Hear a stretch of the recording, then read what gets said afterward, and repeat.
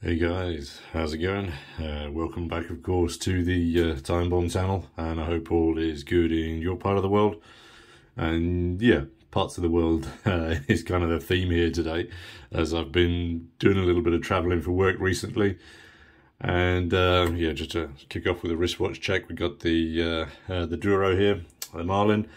And I typically run into that mild dilemma moment before traveling of which watches to take with me. Is it going to be the GMT, the multiband 6, etc., etc.? I get it. These are kind of nice problems to have. If, of course, you've got more than one watch. But sometimes I think that those some of our watches can really match the destinations that we're heading to perfectly. Here's a great example of the Citizen Pingo in Surabaya. I don't think it ever felt more at home heading upriver into the hearts of darkness or visiting this old decommissioned Russian sub. And then on a very energy-sapping, humid evening in Saigon with the 5000U, I think it's a pretty good job that it's got 200 meters worth of watery goodness, because yeah, I think I must have easily sweated around that volume of sweat. Other times, of course, any other watch will do. It doesn't matter where you are, what you're doing. But for some reason, no matter where I find myself, the old beer watch combo photo kind of never seems to get old. And I think most of my Instagram posts are something along those lines.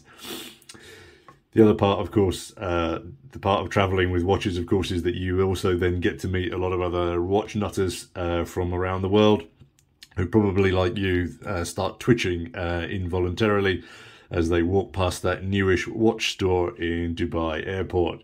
And yikes, there is a whole lot of horology going on there. The Casio stand to me was just like sensory overload and should be avoided at all costs. Whereas the Seiko stand I thought was a little bit more muted. They had far less stock on offer, and then the Grand Seikos got their own display. And yes, I confess that I kind of left a little bit of a steamy mark on the Blanc pane window looking at these 50 fathoms. They are delicious. The Seiko Albas, however, were the only ones that I could afford. And in hand, this particular one looks like a very, very decent daily wearer. But then I remembered and told myself, no, this is a very long journey. You can't spend money just when you're in transiting on the way. So luckily I was able to resist. Then in Singapore, I found this tiny little store, courtesy of some very, very good friends there. Big shout out to Eric and Brian. Thank you again. This particular store was offering some superb discounts, and I have to confess and admit that the Seiko shelves kind of rekindled a little bit of the old love that I had for the brand. They just look so cool stacked up in here, and there's many models discontinued in most of the other parts of the world that were still on sale there. Brilliant. Nearby to that one, there were some other heavy hitters that were attracting noticeably less attention. And then lastly, just a quick shout out to Kevin, the waiter in Singapore. Brilliant service, and shame I couldn't tip him. Clearly, sometimes, of course, your watch choice when traveling needs to be smart, as the locals might look at your flashy Rolex and think that, yep, that's my ticket out of here.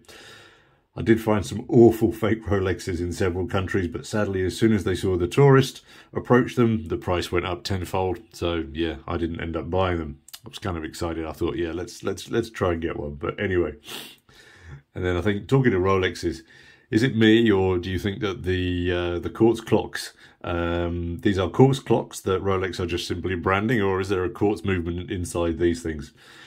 Anyway, just some random thoughts there as I've been, bumming around the world a little bit, thinking about watches and looking at other people's watches and talking watches with them and getting very good book recommendations from people that you meet also.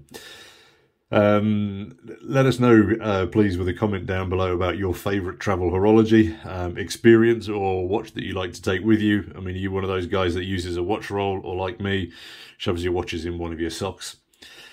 Thanks as always for your time and for your view, and I've got a really stunning watch coming up for review very soon, another G-Shock. So yeah, I'll get that one out to you as soon as possible. Thanks again, guys, and yeah, until the next vid, this is your host, The Bee, signing off. Cheers, guys.